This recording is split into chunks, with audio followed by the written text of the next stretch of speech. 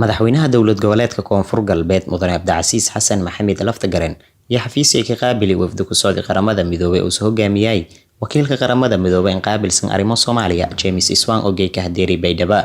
qaabilaad iyo shal warqaadashadii qaadatay saacada maynalan ku hadalay arrimo horumarineed ee ku socda gobolada Koonfur Galbeed iyo sidii qaramada midoobay kaalintii ka eedan arrimo horumarka iyo doorashooyinka iyo gacan ku sii lahayd dowlad goboleedka Koonfur Galbeed shirkiyada asaas oo kale intii uu socday may qayb ku hayay madaxa hay'adda UNICEF qaybtii Soomaaliya maynu soo sheegay intii wal ku wada doonaan arrimo caafimaadka iyo biyo James Iswaan wakiilka qaramada midoobay in qaabilsan arrimo Soomaaliya ma yuusa amaan iyo bogaadin la wadaagay madaxweyne Cabdicasiis Laftagaren sida muddada sanadka hayti uu soo la taabado koran ku qabaday arrimo amniga dhaqaalo reedan dhisawka iyo horumarinta bulshada maynu soo sheegay James Iswaan intii xiriirka iyo leeyahay dowlad goboleedka Koonfur Galbeed iyo si xoojiyaan maynu soo xusay intii walbadan iyo ku qabado doonaan deegaanada Koonfur Galbeed.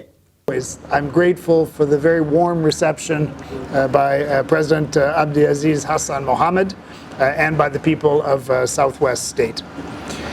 My visit today focused on children and youth as well as women's empowerment. Accompanied by UNICEF representative in Somalia, Werner Schultink, I saw firsthand some of the programs that UNICEF and its partners are supporting to help provide essential services for internally displaced children and youth. madaxweynaha dowlad goboleedka Koonfur Galbeed Mudane Cabdicasiis Xasan Maxamed Laftagaren ya sheegay in shirku sahay kulan ku hadalay xaalado ku jira gobolada Koonfur Galbeed iyo horumarada la ku sameeyay mashaariicda horumarineed ee lagu fuliyay degmooyinka Koonfur Galbeed. Waxa sharaf noo ah waxaana soo booqday wafdi ballaaran oo hogaaminayo wakiilka qaramada midoobay SRG Ambassador James Iswaan iyo wakiilka UNICEF wafdi ballaaran oo UNICEF Country Director-ka UNICEF Soomaaliya runtii waxay soo booqdeen degmada Baydhabo waxay soo arkeen IDPs-yadii waxay soo arkeen qaybaha waxbarashada waxay soo arkeen biyaha waxay soo arkeen caafimaadka wada hadal dheer kadib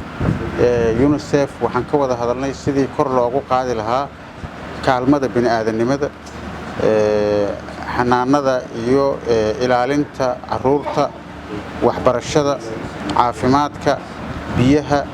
intaba say kor ugu qaadi lahaayeen headquarter-kii weynaa ee UNICEF xaruntii ugu weyneyd inay dib u furaan xafiiskii si fiican bay noogu dhamaatay waxaan si kale gooni u sheekaysanay Ambassador James Iswaan oo ka wada hadalnay arrimihii siyaasadda electionka doorashooyinka Koonfur Galbeed iyo doorashooyinka federaalka iyo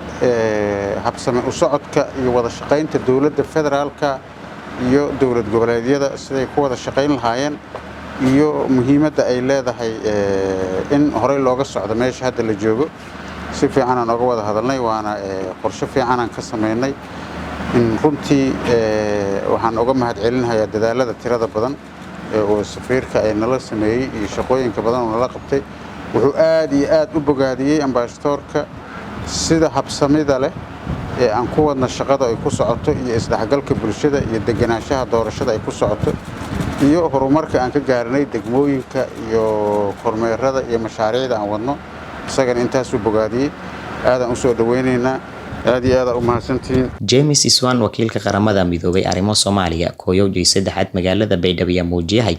xiriirka wanaagsan ee ku dhaxeeya dowlad goboleedka Koonfur Galbeed iyo qaramada midoobay. Faisal Maxamed Isaaq warbaahinta dowladda Koonfur Galbeed aqalka madaxtooyada Baydhabo.